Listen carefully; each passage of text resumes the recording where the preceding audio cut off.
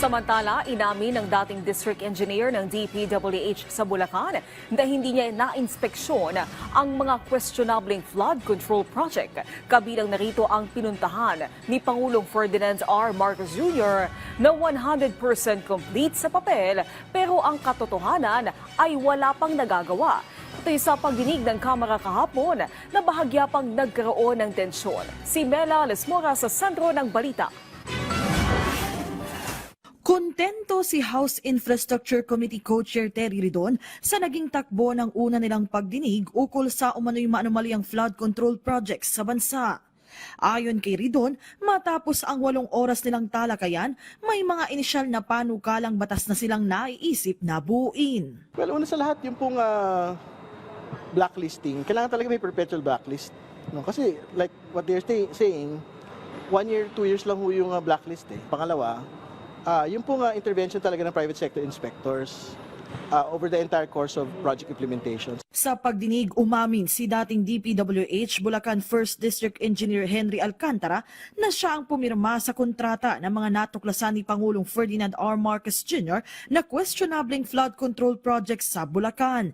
Inamin din niyang hindi niya personal na na-inspeksyon ng mga proyekto bago bayaran at pirmahan ang completion certificates nito.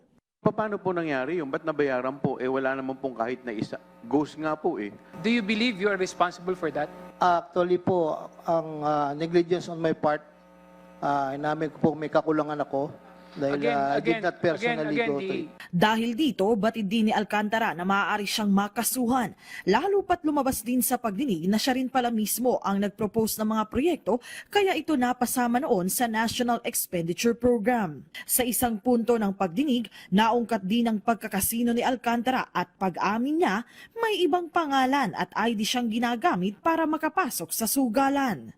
So walang politiko na involved dito. Kayo po ang nag-propose na ito. Yes, Your Honor. Personal ding humarap sa pagdinig si dating DPWH Secretary Manuel Bonoan, bagamat kinailangan ding umalis agad. Gayunman, may paglilinaw siya. Sir, do you still maintain na hindi po kayo involved sa any corruption kahit po nag-resign po tayo? Hindi po. I can shout. Hindi po ako involved. Hindi naman nakadalo sa pagdinig ang 5 sa 16 na contractors na pinatawag ng joint panel, kaya ngayon ipinasasabina na sila.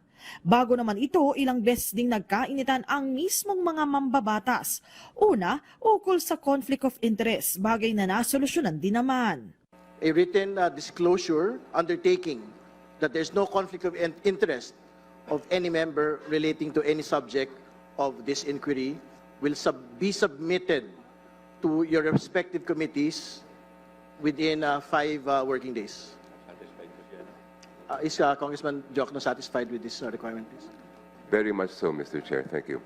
Nang magmosyon naman si Caloocan 2nd District Representative Edgar Irice na maimbitahan din sana sa pagdinig ang mga dating budget chairs ng Kongreso na sina dating Senate Finance Committee Chair Grace Poe at dating House Appropriations Committee Chair Zaldico, nagkainitan din sina House Deputy Speaker Janet Garin at Navotas City Representative Toby Chanco.